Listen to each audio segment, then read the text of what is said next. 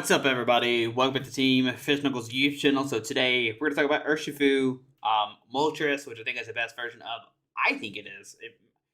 There's two different versions of playing. Like I think there's three different versions of playing Urshifu right now. And I know today's Manic Monday, and we're not going to be playing games. Just going to give a heads up because yesterday there was actually a Winning Box tournament, and we played this list and we got top four.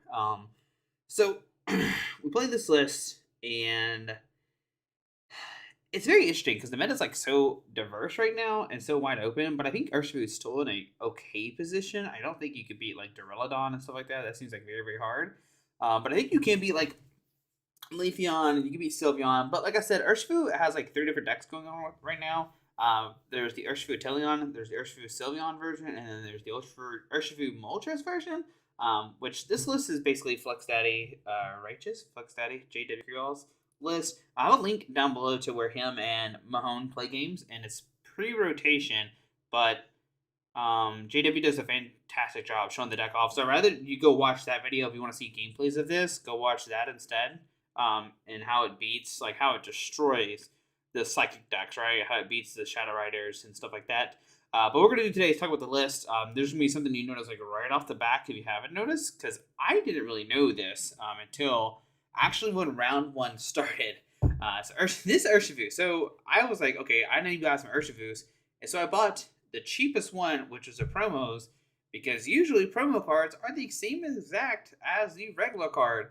But nope, it turns out this one is totally different, and we played this Rapid Strike Urshifu with Spiral Kick and Sonic Legs. And I literally found this out when round one I played against the Zashi and Zamazenta deck. So I was like, great, we have the wrong Rapid Strike Urshifu. That's terrible. But it does 90 and 22 bench Pokemon. I don't know if there's any situation where this math matters, because you'd rather do 150 with the other Urshifu, right? So this is the one you want to play, the 100 Furies Blows one, right? 150, where this one does 90 and 22 bench Pokemon. So now I gotta pick up 4 of these, because I picked up 4 of these, just like, oh, these are the cheap ones, let me just buy them. And yeah, so that was when I was kind of kicking myself. But yeah, outside of that, it's seamless. The only thing I wanted to cut was a third energy search, make it a second for a fourth boss orders, and just have like a 4 to make it super consistent. But turns out I only have 3 boss orders in real life, so that was terrible.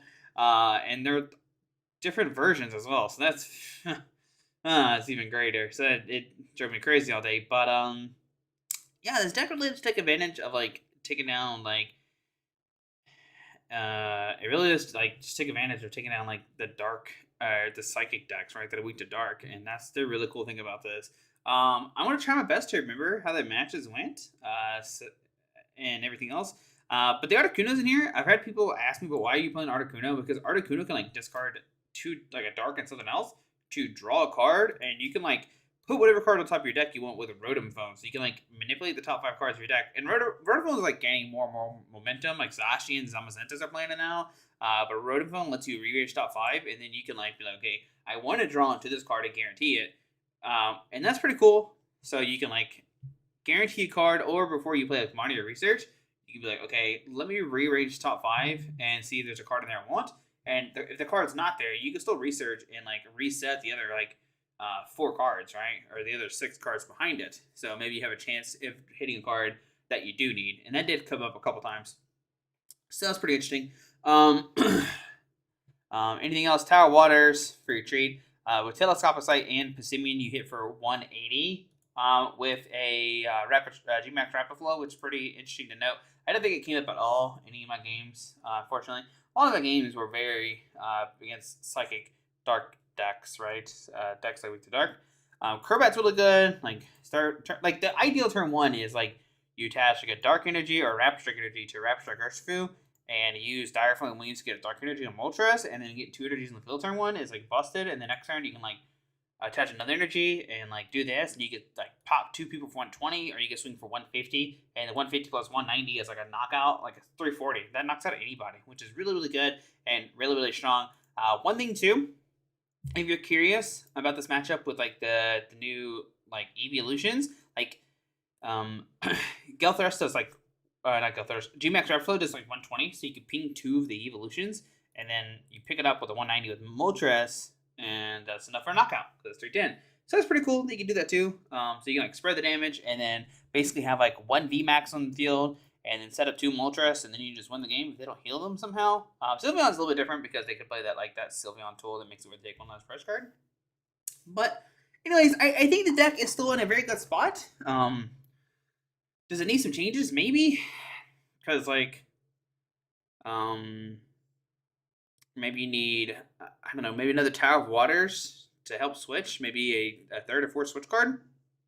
Because now our people are starting playing the tool card that shuts down other tools. So, I don't know. Anyways, round 1 we play Azashi Zamazenta, and it's a newish player, I think. She says she built the deck like 30 minutes before the tournament. And, yeah, Moltres is really good against like Zacian, right? If they go Zacian, you go Moltres, and then you just like knock them out. And then if they decide to go the other way, well, you have Rapid Strike Urshifu, which can take knockouts. So that's pretty cool. It was a little bit of a struggle, just like because you're knocking through like Zamazentas, and like they're a little annoying sometimes. And I think I did bad. So we won that one. I think it was 2-0. Next round was against Single Strike Urshifu Vmax. I'm still like trying to contemplate like what's the best way of doing this, because you can ping both both the Single Strike and like an Umbreon. He played Umbreon too. He's playing Stefan's list, like -1 card plus the scroll to do like 1,000,000 damage. So that's pretty cool. But round 1 we win. Round 2, lose. Round 3 we lose. I lose round 3 because he plays a 1-0 scroll, I think. All the games are like very, very close against him. I don't know how that matchup goes, unfortunately. So I just think game 1 he just didn't get set up, in game 2 and 3 he did. It was very, very fast. It happened so fast. Like it was just like set up kind of thing. In round, so we're 1-1, and then round 3 we played against the Calyrex Vmax, Shadow Ride Calyrex Vmax, and like the combination of like Moltres just doing his thing. I feel bad because game 2 I donked him. He like started like the lone Vmax, and unfortunately just didn't hit anything. He said he had bad luck with the Celios tournament that happened Saturday or Friday night, and the tournament as well. So that's unfortunate, but I think he ended up going like 3-2. So he did pull back. So that's pretty good. But like the power of Moltres is like really, really good. Like really, really good. Really, really good. So that's really good. And round 3, we also hit another Shadow Rider. Now this one was actually more interesting because he got set up and he focuses heavily on Creamy. But the thing with Creamy is like, yes, it does take knockouts, but if you swing with Moltres, they did have to discard 4 energies, right? All right. So you like swing turn 2 a Moltres on Creamy, right? 190, and then you could punch him with like a Rapid Strike Urshifu or something, right? And then you take a knockout because you do 150 plus 190. So that's pretty cool. I think Creamy has like 220, so you can't like snipe plus hit with the Moltres because that doesn't work. So let me make sure. Yeah, it's 310. Oh, so it's 310. So you can't go for the. You can go for. That's pretty cool. I just now remember that. So you can go for the like Moltres into. I'm gonna do rapid flow like both your guys, right?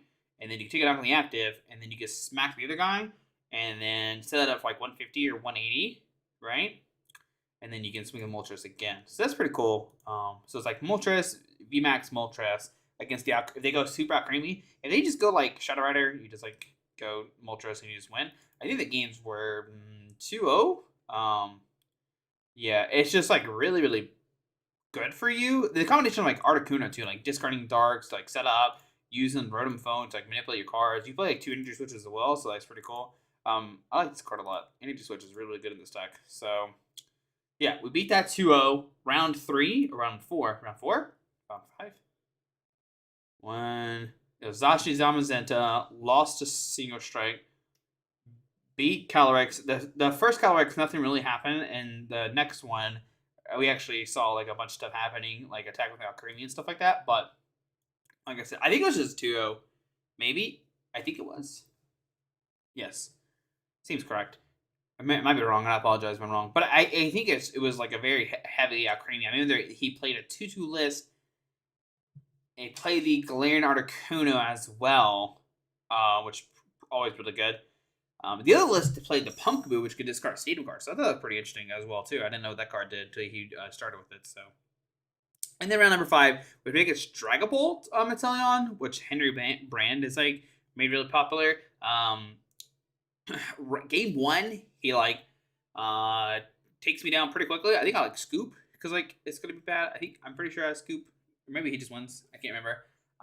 But game 2 and 3 we do win. It's just like very hard for him to come back because like Galarian Moltres does like 190 and I just wants to Dragapult, and he really doesn't have an answer. Like we do 30 damage to ourselves, sure, but I mean 190. I mean you're not really taking a knockouts, and he couldn't get the Italian set up. I think like game 2 or game 3, I like popped both of his Sobbles turn 1 or turn 2, whatever, not turn 1, that'd be impossible. Turn 2, we popped both of his Sobbles, so that's pretty good. I think it was game 2 because like game 1 I lost, game 2 we popped both his Sobbles, so that's pretty cool. And then he just had like the regular Vmax and the Dragapult, and then game 3 was like a back and forth a little bit. But Galarian Moltres, like once again, just like swinging his Dragapult. So if like Dragapult is still like popular, Moltres is still like MVP, right? And then so we go 4-1, hit 3 psychic weak to dark decks, beat Zaci's Zamazenta, and then we go to top 4. Top 4 we play against the single strike deck again.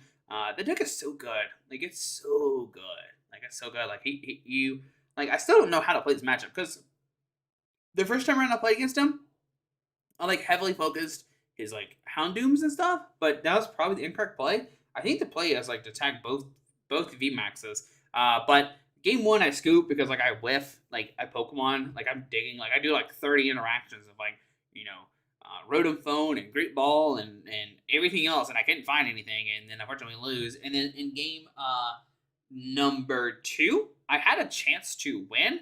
I needed like a energy switch, rapid strike energy, which I had like pretty good outs.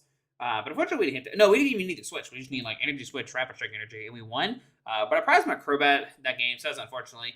And in game 1 against the rapid strike or the single strike Urshifu player, I played as a 2/2 of the V and the Vmax. I remember the judge was sitting there, and I just like flipped over my prize cards, and the judge just like you just see his eyes go, and I was like.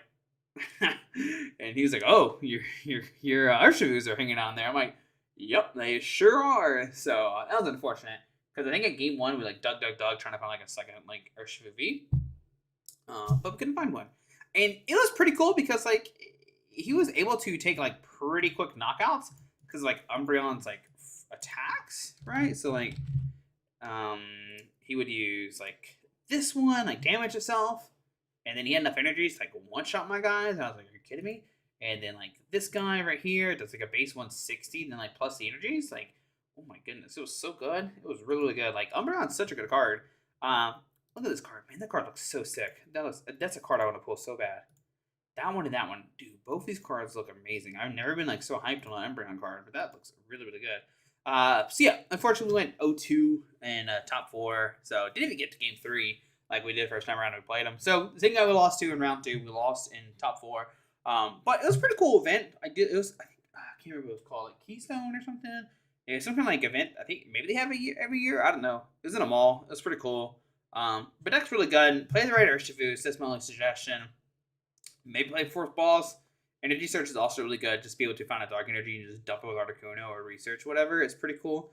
But yeah, let me know if you have any questions. We did. Since we got top 4, we won a box. Won a box. $20. Won a box. Evolving Skies. We get to open Evolving Skies box. Busted. That's coming on Wednesday. So yeah, I know there's no gameplay today. Just quick recap of the deck. But like I said, I'd rather you go watch GW's list on this instead. He did a fantastic job. Like him and Mahone are both. Dude, if you don't know who they are, what are you doing? Like, why are you watching my channel? Go watch them instead. So. What are you doing? Go away. Go watch JW's games against Mahone. They're both amazing guys and good friends of mine. So yeah, I'm excited, guys. Hope you enjoyed the video. I know it's a quick little recap, but if you have any questions about Urshifu, I try to like do my best to explain why it's still really good. I think your worst matchup is Duraludon. I don't know. Leafeon's actually really close too, just because they counter your stadium and they counter your air balloons, so it's a little problematic. I did play this at the Celios tournament, and we went 1-3. We beat Malamar, lost to 2 Leafeons, lost to Duraludon VMAX, so you just can't beat Duraludon. Like, I don't know how you beat that deck. But yeah, hope you enjoyed the video. Thanks for watching. I had a lot of fun playing this deck. I was happy because this is like our real tournament. I had to buy cards and everything, so like I had to buy cards, which was exciting. Look at this deck box. I was gonna say I need to find another one, but I have 3 more in my I do need to find one more of these guys. If you have a Vancouver deck box that's brand new, let me know because mine's been through the ringer. So, anyways, any questions? Let me know. Glad Real Life Pokemon is back. And Wednesday we'll do a box opening of almost guys, and tomorrow we'll do Rogue Tuesday. So if you're still watching this, let me know what Rogue Tuesday you want to see, and I'll highly consider it. So if not, I have other ideas too. But hit that subscribe button. Oh, down below is like linked to the Twitter and the Snapchat, and I post a lot on there too. So pay attention to those if you want to see my adventures. But alright, guys,